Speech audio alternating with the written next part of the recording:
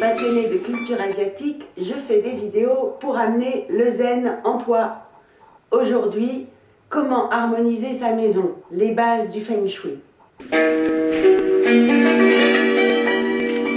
Le Feng Shui est un art asiatique majeur, complexe, qui prend en considération énormément d'éléments.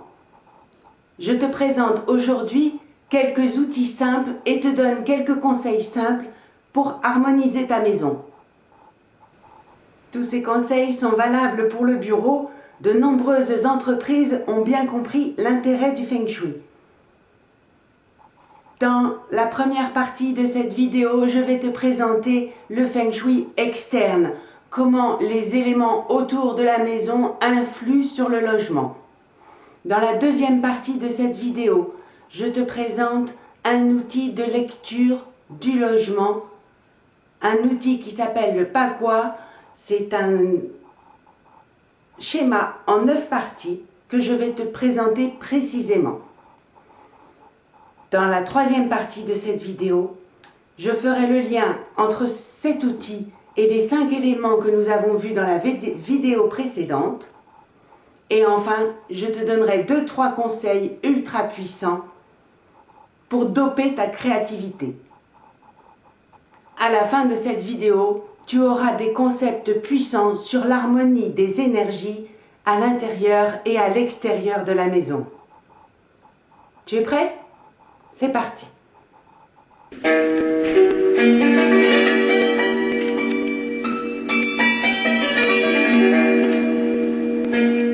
Pour la culture asiatique, la construction même du bâtiment répond à des idéaux de protection naturelle des éléments autour de la maison. On peut rarement avoir de l'impact sur ces éléments, mais si vous faites construire votre maison ou si vous choisissez un logement, ces conseils en Feng Shui seront très utiles. Pour analyser ton habitation, place-toi à l'intérieur sur le pas de la porte. Derrière toi se trouve la tortue noire, qui est la colonne vertébrale. À ta gauche se trouve le dragon vert, qui régit le couple yin-yang. À ta droite se trouve le tigre blanc, qui est le lien entre l'intérieur et l'extérieur, et qui doit idéalement être 2 fois plus petit que le dragon.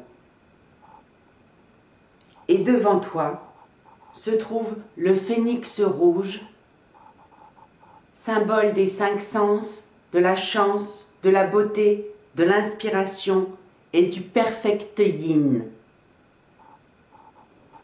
Je te présente un équilibre parfait. Une montagne ou une butte derrière la maison, un bâtiment ou des arbres à gauche, de petits arbres ou de grands arbres à droite, selon l'équilibre, et devant, un chemin qui serpente. La tortue noire est l'élément le plus important. Située à l'arrière, elle apporte soutien pour les projets existants ou à venir. Elle protège la famille et la santé des occupants du foyer. Une tortue Feng Shui trop forte ou trop faible entraîne des difficultés relationnelles et troublera l'harmonie familiale, empêchera d'aller vers des projets. Le dragon vert est le second plus important en Feng Shui extérieur. Situé à gauche, il représente le travail, la carrière, l'argent et protège tout particulièrement l'homme de la maison. Trop fort ou trop faible, il engendre des difficultés à trouver un conjoint, des difficultés financières, peu de réussite professionnelle. Le tigre blanc à droite favorise la communication et les relations dans tous les domaines. Il protège particulièrement la femme et les enfants. Trop faible ou trop fort, il engendre des difficultés juridiques, des difficultés à trouver une partenaire, un manque d'harmonie dans le logement, de communication, de santé pour la femme, des difficultés à s'évoluer professionnellement. Le phénix rouge se situe devant. Il symbolise les projets, les perspectives et l'union du yin et du yang. Enfin, on parle parfois du serpent jaune au centre de la maison.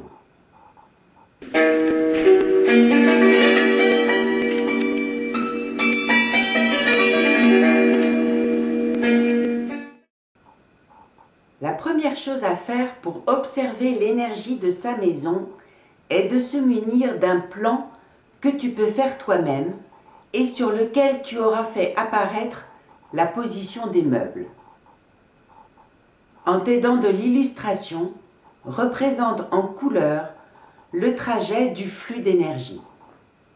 Commence par l'entrée et suis le chi de pièce en pièce en décrivant des mouvements spiralaires. Y a-t-il des angles et des recoins sans vie? Y a-t-il des meubles qui bloquent le passage? Chaque fois que le crayon n'entre pas spontanément dans une pièce en dansant, il y a un manque d'énergie. Les 9 domaines du Pakwa. Comme un octogone, symbole d'harmonie intérieure et extérieure, le Pakwa se compose de 8 secteurs regroupés autour d'un centre. Ce schéma divise l'habitation en 9 parties égales en plaçant l'entrée du logement en bas. Ainsi, tout logement a une entrée dans le domaine du savoir, de la vie professionnelle ou de l'amitié. Chaque partie de l'habitation va ainsi se trouver dans un domaine particulier de la vie. Selon la forme du logement, des domaines peuvent être manquants. C'est la première chose à noter. Chaque zone peut être énergétisée par l'ajout d'objets ou de décorations qui résonnent avec le domaine en question.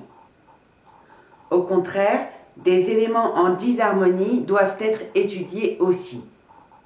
Quand une zone est manquante, on va la faire exister dans chaque pièce. Ainsi, on peut appliquer ce schéma à l'entrée de la chambre, du salon et trouver la zone à faire vivre pour une meilleure harmonie globale.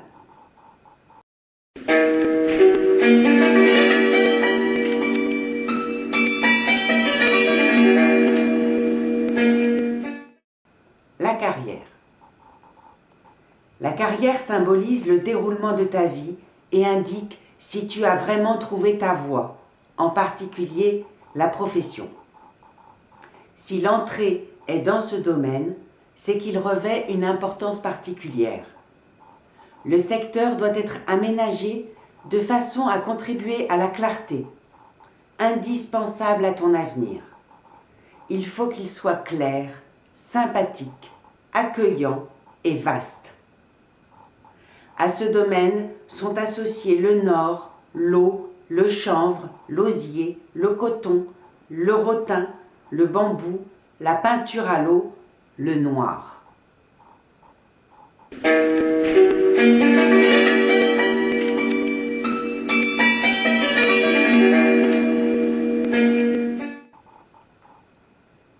Le domaine des relations humaines symbolise tes relations aux autres, les relations de couple, les rapports avec les voisins, amis, collègues.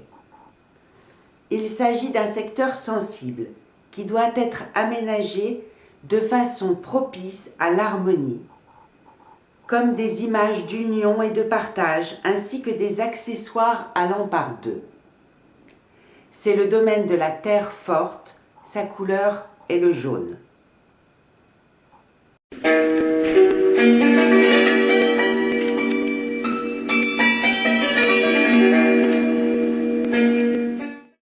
La famille représente tes parents, grands-parents, ancêtres, professeurs et supérieurs hiérarchiques, ainsi que les rapports que tu entretiens avec eux. Si tes rapports avec ton chef sont tendus, des mesures dans ce secteur s'imposent. Ces conflits se traduisent ici, la plupart du temps, par un secteur manquant, un désordre plus ou moins grand, un mauvais éclairage ou plusieurs murs. Tu as donc comme objectif de faire circuler à nouveau le chi dans cet espace. C'est le domaine du bois fort, le vert et le brun sont ses couleurs.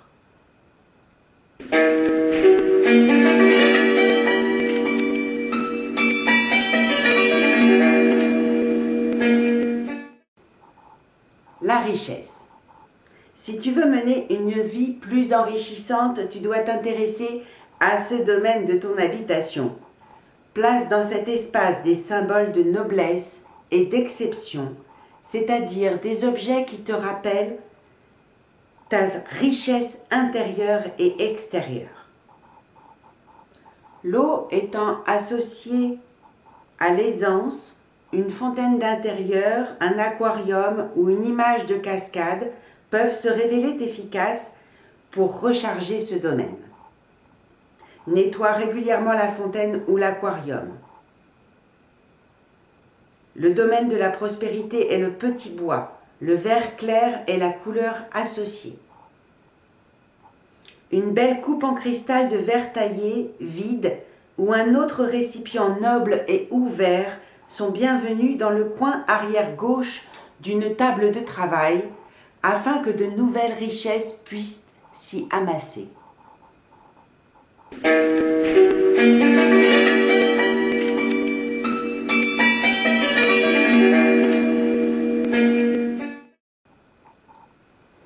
Le centre Tai Chi. Le centre de la maison ou de l'appartement correspond au centre du corps humain et symbolise la santé. C'est ici que se trouve le centre de la vitalité dans lequel nous puisons les forces nécessaires.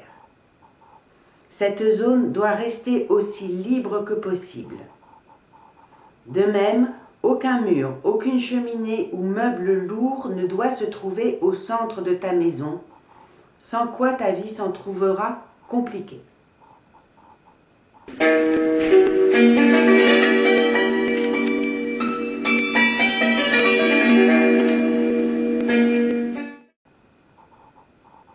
Les amitiés est une énergie de soutien, d'aide et de protection. Les couleurs associées sont le métallique, le blanc et l'or, et son élément, le métal fort.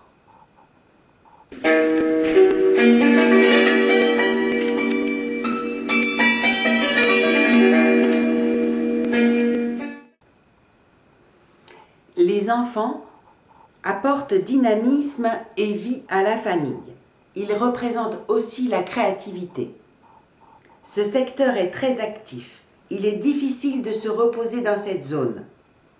Pour stimuler cet espace, les images et les objets qui évoquent les plaisirs de l'existence sont indiqués. L'élément associé est le petit métal.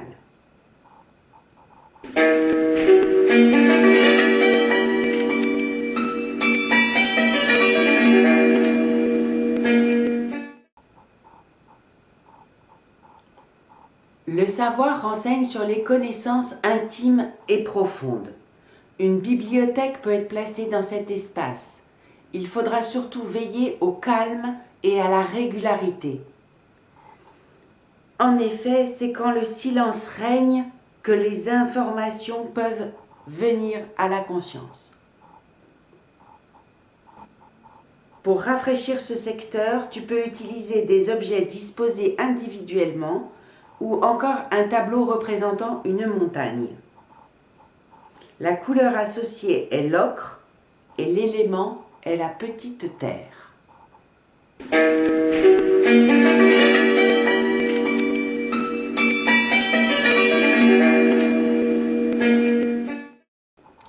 La renommée reflète ta réputation et le degré d'estime que t'accordent les autres. Il s'agit ici de ta maturité intérieure. La lumière est un moyen particulièrement efficace pour renforcer ce domaine.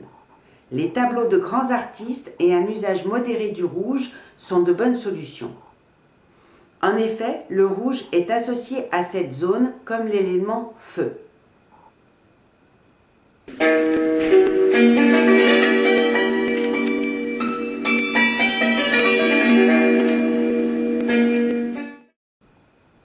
Cette grille de lecture est un outil pour te donner des idées et t'aider à lire s'il y a des incohérences.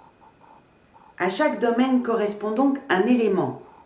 Dans la vidéo sur les éléments, nous avons vu que des couleurs, des formes sont associées à ces éléments et sont à privilégier pour renforcer une zone.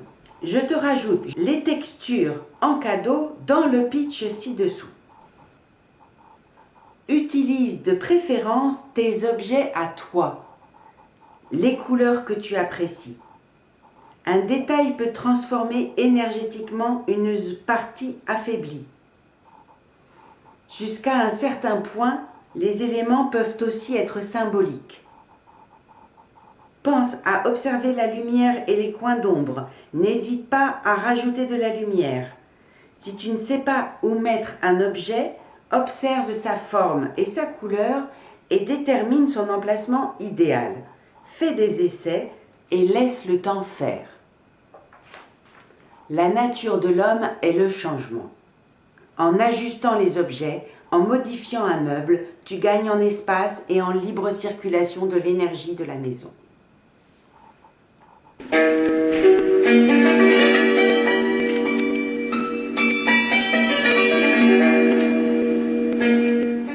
L'utilisation de miroirs peut être magique à condition de respecter une règle simple. Pas de miroir face aux portes, aux fenêtres et aux lits. Enfin, je voudrais vous parler d'une source de perte d'énergie intense. C'est très important.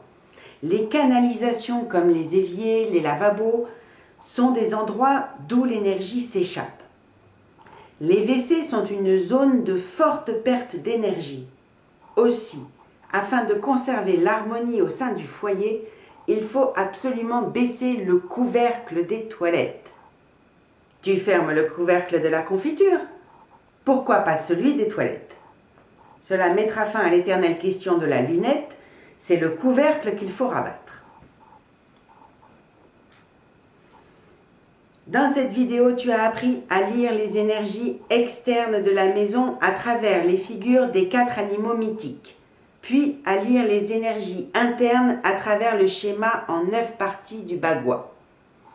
Grâce à la vidéo sur les éléments, tu peux associer chaque partie avec des formes, des couleurs, des thèmes et des détails qui te permettent d'analyser ton logement.